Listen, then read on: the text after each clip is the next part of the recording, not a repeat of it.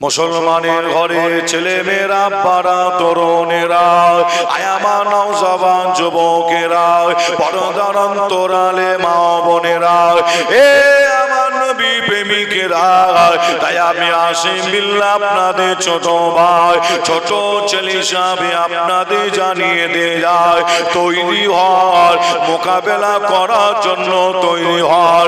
এই 2025 সাল কঠিন সময়, কঠিন টাইম, এ যুবকেরা আল্লাহর ওলিরা মোকাবেলা করেছিল, তাদের দেখে আপনাকে আমাকে শিক্ষা নিতে হয়। এ নবী প্রেমিকেরা চলে যান, আজমির শরীফের জমিনে শুয়ে আছে আল্লাহর ওলি জিনার নাম গরিবে নওয়াজ খাজা মঈনুদ্দিন চিশতি আজমিরি হুজুর আমার মোকাবেলা করেছিল। ইতিহাস খুললে দেখতে পাবে, ইতিহাস সাক্ষী দেয়, খাজা হুজুরের জীবনী খুললে দেখতে পাবে, এত বড় ভারতের জমিনে খাজা হুজুর তিনি রাজস্থান আজমির শরীফের জমিনে যখন এসেছিল, এত বড় ভারতের জমিনে আল্লাহ খাজা হুজুরকে যখন রাজস্থান আজমির শরীফের জমিনে যখন পাঠিয়েছিল, এ যুবকেরা খাজা হুজুর রাজস্থান আজমির শরীফের জমিনে গিয়ে দেখে মানুষেরা অন্যায় কাজে লিপ্ত, গরিবের ওপরে অত্যাচার, গরিবের ওপরে জুলুম, মহিলাদের ওপরে অত্যাচার। এ নবী প্রেমিকেরা আজমির শরীফ রাজস্থানের মানুষেরা অন্ধকারে ডুবে আছে, গুনার মধ্যে ডুবে আছে। খাজা হুজুর ওই সময় ওই সমস্ত মানুষগুলোকে অন্ধকার থেকে আলোতে আনার জন্য, গুনাহ থেকে ভালো কাজে আনার জন্য খাজা হুজুর রাজস্থান আজমির শরীফের জমিনে কলমা দাওয়াত, ইসলামে দাওয়াত, দ্বীনের দাওয়াত দিয়েছিল। এ নবী প্রেমিকেরা ওই সময় রাজস্থান আজমির শরীফের জমিনে কিছু মানুষের মনে রাগ হয়েছিল, এই মুসলমানটাকে ভারতের জমিনে থাকতে দেয়া হবে না, খাজা হুজুরকে ভারত থেকে তাড়ানোর চেষ্টা করা হয়েছিল। খাজা হুজুরের জীবনী সাক্ষী দেয় আল্লাহর ওলিকে তারা ভারত থেকে তাড়াতে পারে না। এ যুবকেরা ওই সময় রাজস্থান আজমির শরীফের জমিনে খাজা হুজুরকে মারার জন্য কিছু মাস্তান তৈরি হয়েছিল। খাজা হুজুরের জীবনী সাক্ষী দেয় আল্লাহর ওলি একা একদিকে, ওই সময় সারা ভারতের মানুষ আর একদিকে। খাজা হুজুরের জীবনী সাক্ষী দেয় আল্লাহর ওলি একটা পশম পর্যন্ত কেউ হিলাতে পারে না।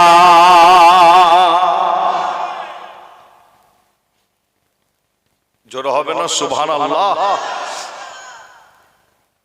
আপনি যদি হকের সাথে যদি থাকে, অন্যায়ের বিরুদ্ধে হকের সাথে যদি থাকে, ন্যায়ের উপরে সত্যের উপরে যদি দাঁড়িয়ে থাকে, সারা পশ্চিম বাংলার মানুষ যদি একদিকে হয়ে যায় আর আপনি যদি হকের উপরে থাকেন, আল্লাহর মাদার যদি আপনার উপরে হয়, মনে রাখবেন একটা পশম আপনার কেউ হিলাতে পারবে না। জোরে বলুন। আর যারা হক বলে আল্লাহর মাদার তাদের উপরে হয়, কি হয় না? যারা হক বলে, হক কথা বলে, আল্লাহর মাদার তাদের উপরে হয়। কোন রকম ভাবে আটকে রাখা যাবে কি? বলুন বলুন। আটকে রাখা যাবে না। খাজা হুজুরকে আটকে রাখতে পারেনি। আপনারা দেখেছেন ফুরফুরা দরবার শরীফে আমার কয়েকজন পীরজাদা ভাইদের মধ্যে যে আপনারা দেখেছেন অনেক পীরজাদা ভাই আল্লাহ কারে আছে, তার মধ্যে কয়েকজন পীরজাদা ভাই মাঠে ময়দানে নেবে মানুষের পাশে দাঁড়িয়ে কাজ করছে, হকের কথা বলছে, ন্যায়ের কথা বলছে, সত্যর কথা বলছে। আর এই হকের কথা বলতে গিয়ে, সত্যর কথা বলতে গিয়ে অনেক প্ল্যান চক্রান্ত করে ঘরে ঢোকানোর চেষ্টা করেছে, কিন্তু ঢোকাতে পারেনি।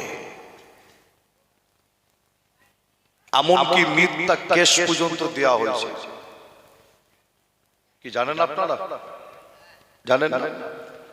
এমনকি মিথ্যা কেস দিয়ে জেলের মধ্যে ভরা হয়েছে এমনও প্রমাণ আছে কি নাই? কিন্তু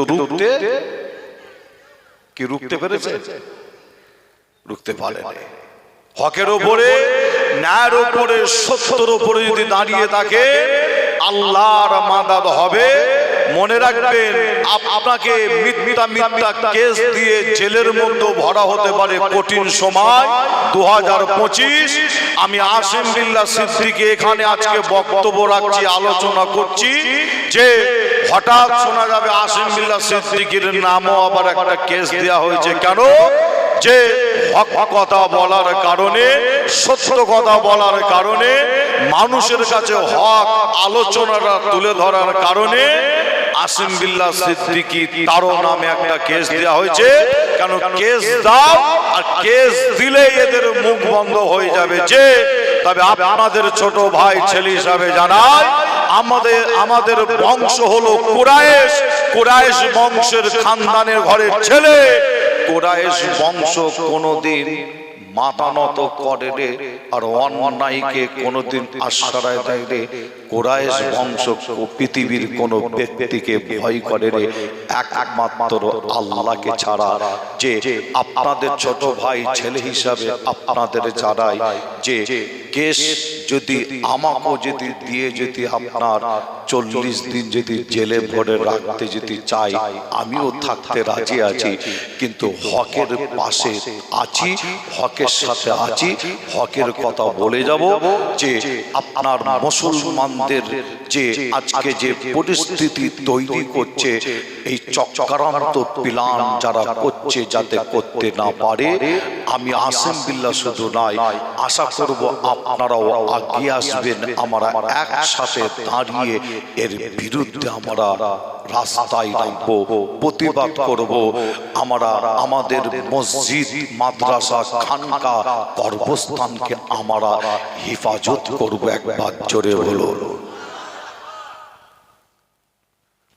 মুসলমানের ঘরে ছেলে মেয়েরা, বাড়া তরুণেরা, আয়ামা নওজওয়ান যুবকেরা, পর্দার অন্তরালে মা বোনেরা, এ আমার নবী প্রেমিকেরা, তাই আপনাদের জানিয়ে দিয়ে যায়, হযরতে বেলাল হুজুরের কথা বলতে মনে পড়ে যায়। এ যুবকেরা, হাদিস শরীফ খুললে দেখতে পাবে আমার নবীর একজন সাহাবা ছিলেন না হযরতে বেলাল হুজুর। হযরতে বেলাল হুজুর এমন একজন সাহাবা ছিল, দেখতে কিন্তু কালো ছিল, তিনার মনটা অনেকটা। এই যুবকেরা, আপনাদের জানিয়ে দিয়ে যায়, দেখতে কালো কিন্তু তিনার মন পরিষ্কার ছিল। এই যুবকেরা, হযরতে বেলাল হুজুর যখন মদিনার মসজিদে আল্লাহু আকবার বলে আজান দিত, ওই আজানের আওয়াজটা আমার আল্লাহ আরশে আছে, আরশে মুআল্লায় গিয়ে পৌঁছে যেত। আরো জোরে বলুন সুবহানাল্লাহ।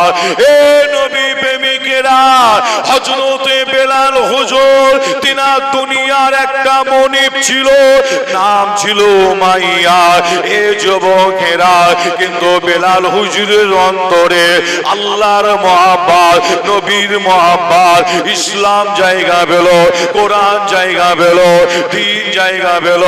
বেলাল হুজুরের অন্তরে নবীর মহব্বত, ইসলাম জায়গা পেল, দ্বীন জায়গা পেল, শরিয়া জায়গা পেল।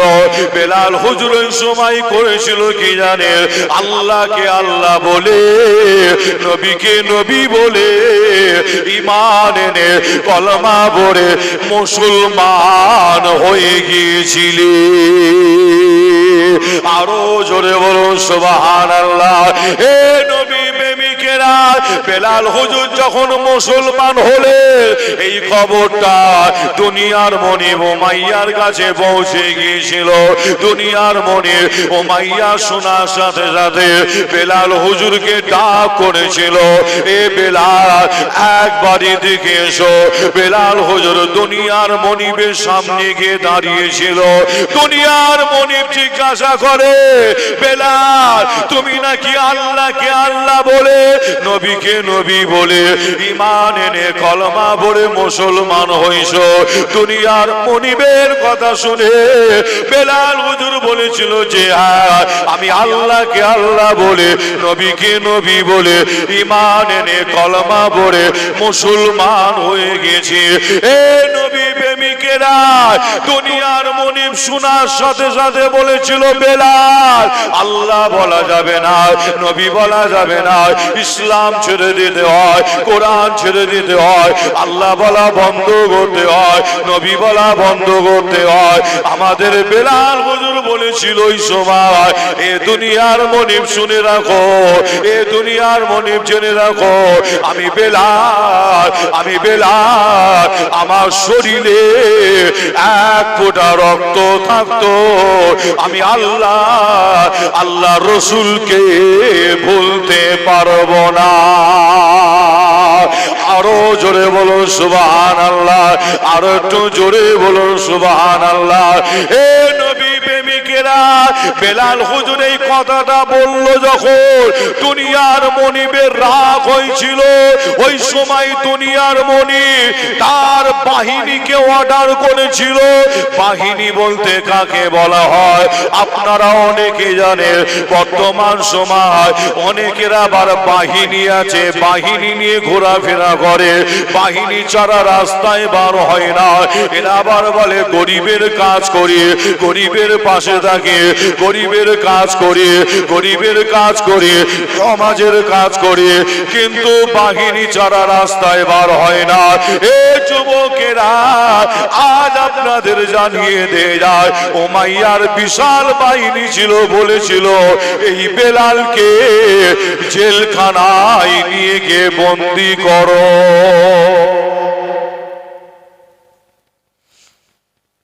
আপনাদের এলাকার আশপাশে মনে হয় বাহিনী টাইনি নেই, মনে হয় নাকি?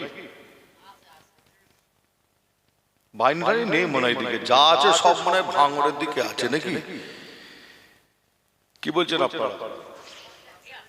সব জায়গায় কম বেশি আছে, তাই তো নাকি? দেখবেন কিছু ব্যক্তি আছে এরা ফাঁকা কিন্তু রাস্তায় বার হয় না। ফাঁকা বোঝেন তো নাকি? বাহিনী ছাড়া এরা রাস্তায় বার হয় না। কেন? গরিবের এত উপকার করেছে, ফাঁকা বেরোলেই বিপদ।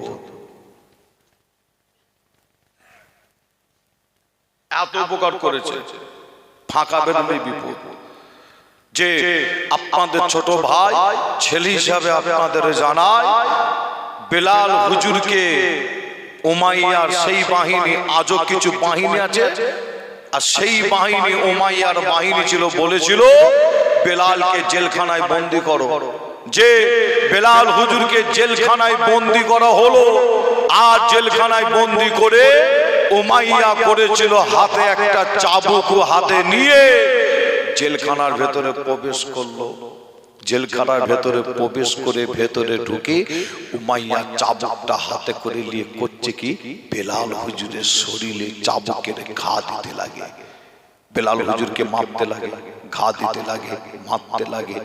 উমাইয়া মারতে মারতে মারতে মারতে, হাদিস শরীফ সাক্ষী দিচ্ছে কি জানে, উমাইয়া মারতে মারতে মারতে মারতে উমাইয়া হাঁফিয়ে গিয়েছিল।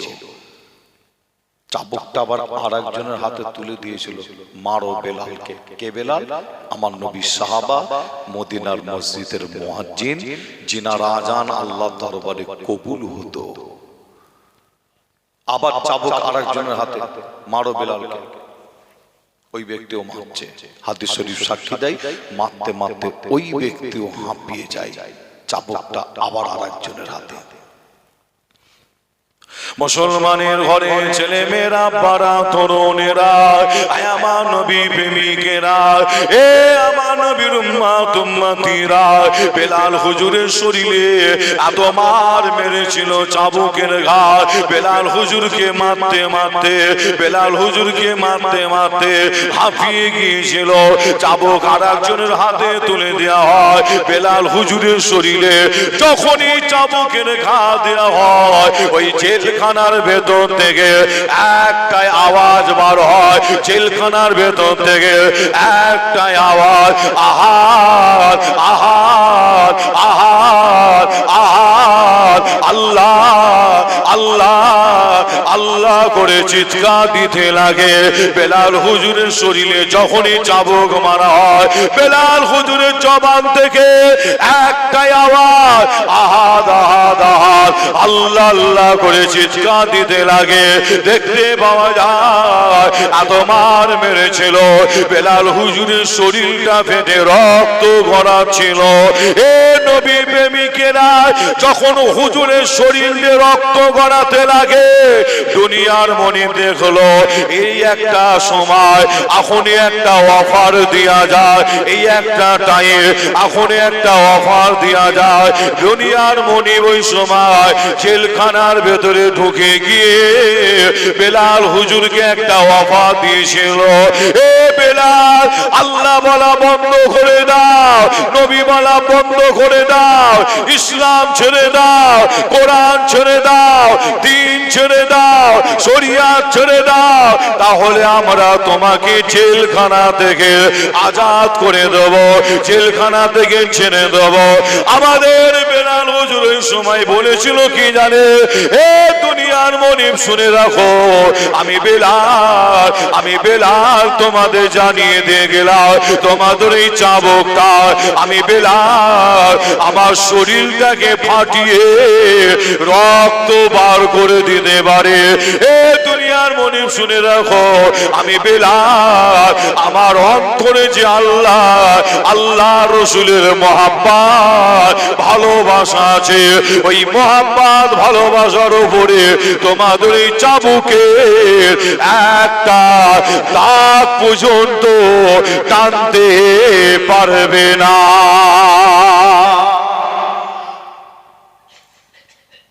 জোরে হবে না?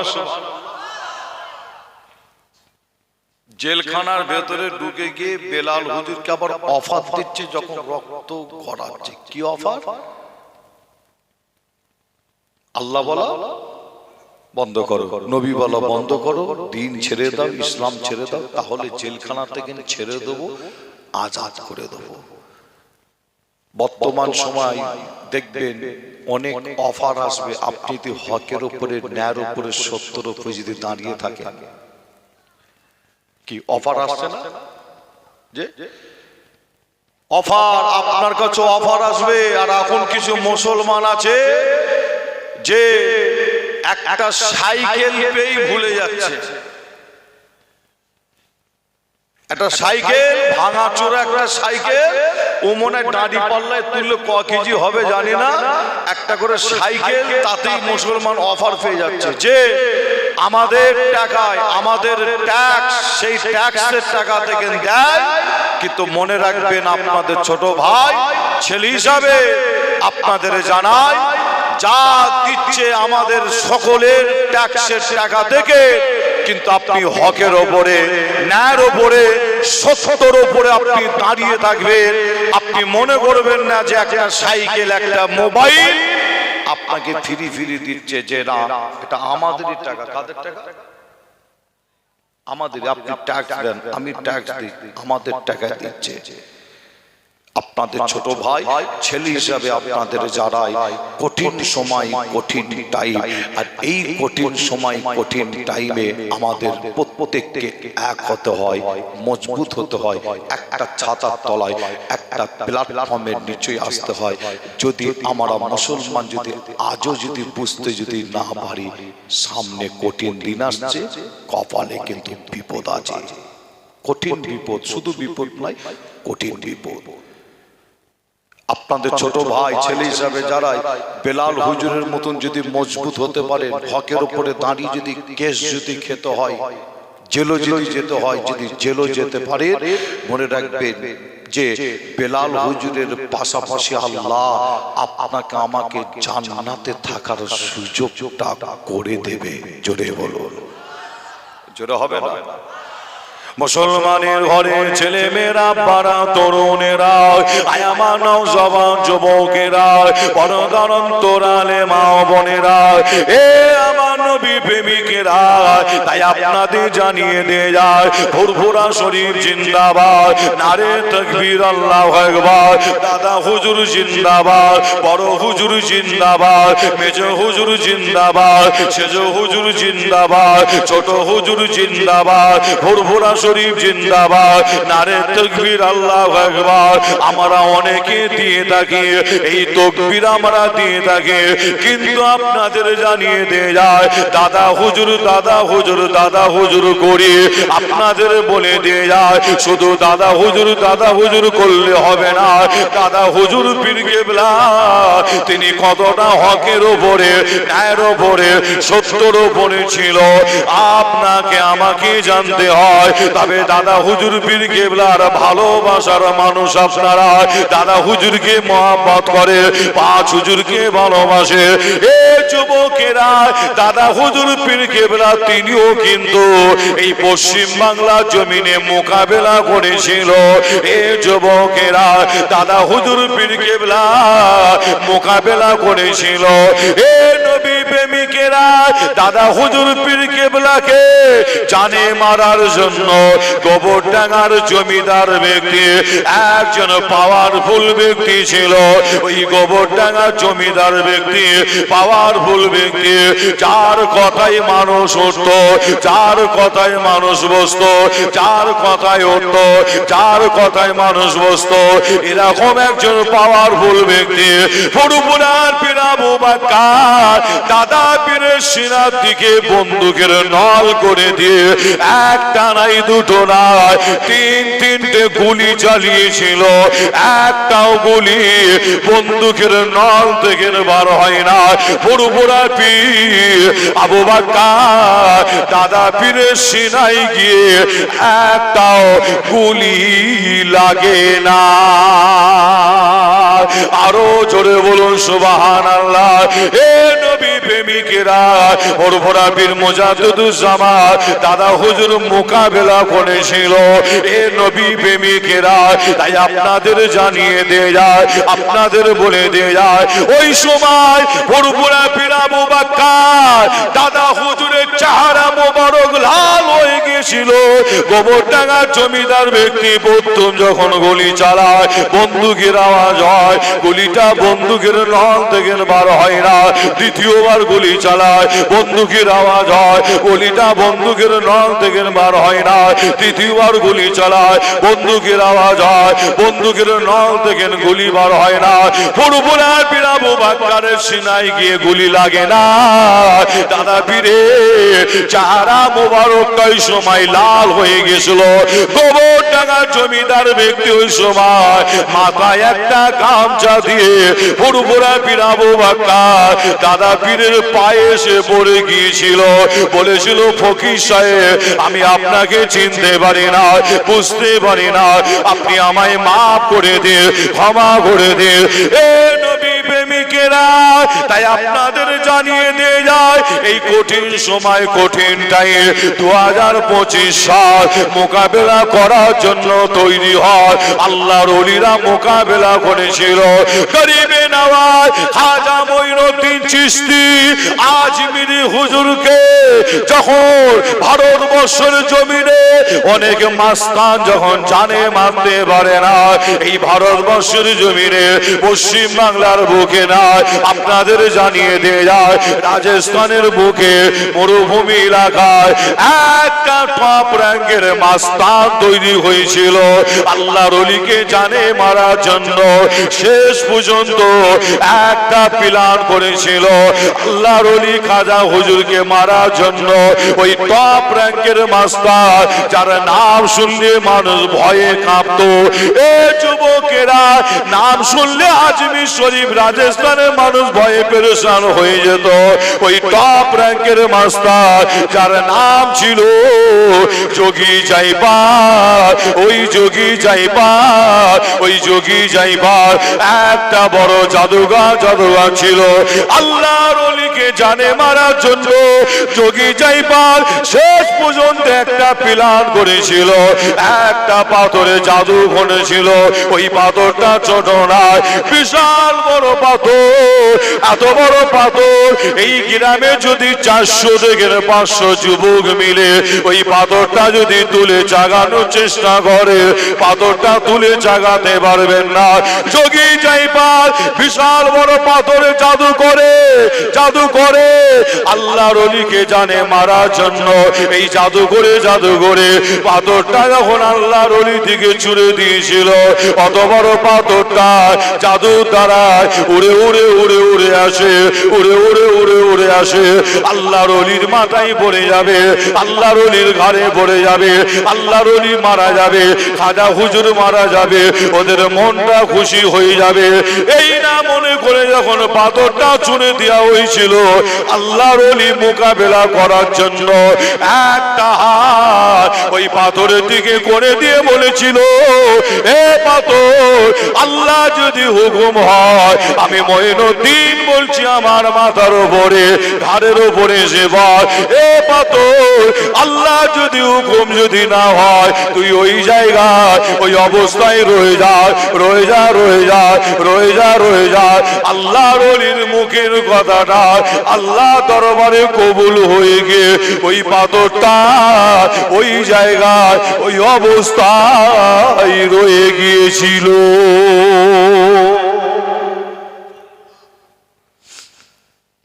জোরে হবে না সুবহানাল্লাহ? বলুন, আজও পর্যন্ত সেই পাথর আছে না?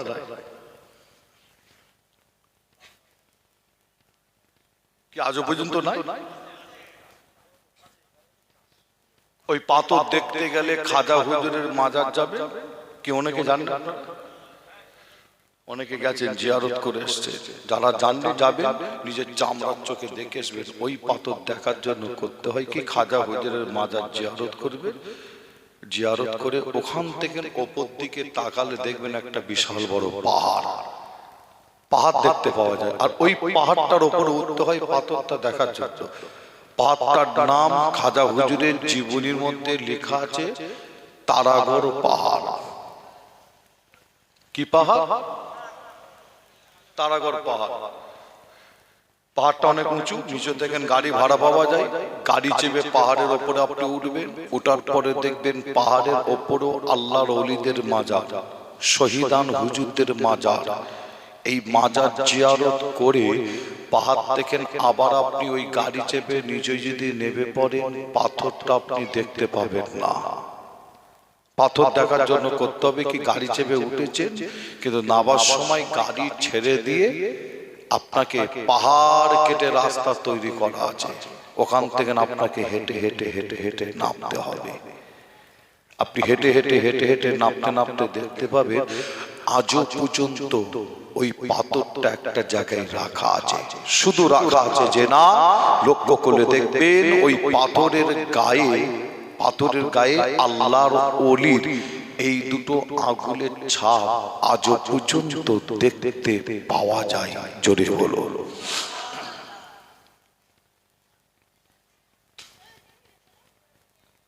ওই পাথর দেখে আবার আপনি কিছুটা নিচে নামবেন, আবার কিছুটা নামবেন, হেঁটে হেঁটে নামবেন। নামার পথে দেখবেন একটা আল্লাহর ঘর মসজিদ পাহাড়ের উপরে নামার পথে। আর ওই মসজিদের পাশে দেখবেন একটা গাছ দাঁড়িয়ে আছে, গাছটার নাম নিম গাছ। আপনাদের গ্রামে পাড়ায় আছে কি নিম গাছ? নাই? আচ্ছা, নিম গাছের স্বাদ হলো কি বলেন দেখি? তেতো নাকি? নিম গাছের স্বাদ তেতো। আমরা অনেক সময় নিম গাছের ডাল ভেঙে আপনার মেশওয়াকের জন্য ব্যবহার করি না, মেশওয়াকের জন্য ব্যবহার করি, যে নিম গাছের স্বাদ হলো তেতো। কিন্তু ওই পাহাড় থেকে নামার পথে দেখবেন আল্লাহর ওলির একটা আপনার পাহাড়ের উপর তো আল্লাহর ওলিদের মাজার আছে, কিন্তু পাহাড় থেকে নামার পথে পাথর দেখলেন, পাথর থেকে নামার পথে দেখবেন আল্লাহর ঘর একটা মসজিদ, মসজিদের পাশে একটা নিম গাছ। ওই নিম গাছের একদিকে ডাল ভেঙে পাতা চিবোবেন, তার স্বাদটা পাবেন তেতো। আবার আরেকদিকে ডাল ভেঙে পাতাটা চিবোবেন, তার স্বাদটা পাবেন আপনি মিষ্টি। গাছ হচ্ছে একটা, স্বাদ হলো দুটো। জোরে বলুন, কি হতে পারে না? সবই তো আল্লাহর কুদরত, তাই তো নাকি? অবশ্যই হতে পারে। গাছ একটা, স্বাদ হলো দুটো। পাহাড় থেকে আবার আপনি কিছুটা নামবেন, আবার কিছুটা নামবেন, এইভাবে নামতে নামতে আপনি একদম যখন নিচে চলে আসবে, নিচেই আসার পথে আপনি দেখবেন সামনে একটা বিশাল বড় একটা সাগর। সাগরটা নাম খাজা হুজুরের জীবনীর মধ্যে পাওয়া যাচ্ছে, তার নাম হচ্ছে আনা সাগর। কি নাম? আনা সাগর। সাগরটা ছোট নয়, বিশাল বড় সাগর। আমি নিজে সে সাগরের সামনে গিয়ে দাঁড়িয়েছি, যে আমি গিয়ে লক্ষ্য করে দেখছি সাগরের মাঝখানে আবার একটা দ্বীপ আছে। দ্বীপ সাগরের মাঝখানে স্পিরিট বোট রাখা আছে, বোটে করে মানুষকে নিয়ে যাচ্ছে, আবার বোটে করে নিয়ে চলে আসছে। তার মানে আনা সাগরটা ছোট নয়, বড় সাগর। যে আপনাদের জানায় যে ওই আনা সাগরের পানি ওই সময় রাজস্থানের মানুষ ব্যবহার করত, আজমির শরীফের মানুষ ব্যবহার করত। কেন? মরুভূমি এলাকা মানে পানি পাওয়া হলো কঠিন ব্যাপার। মরুভূমিতে টপ করে পানি পাওয়া যায় না।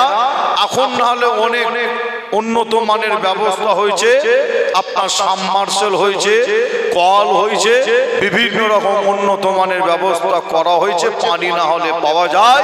কিন্তু আপনাদের জানাই সেই সময় সেই টাইমে ওই রাজস্থানের ওই আপনার আনা সাগরের পানি রাজস্থানের মানুষ, আজমির শরীফের মানুষ তারা ব্যবহার করত।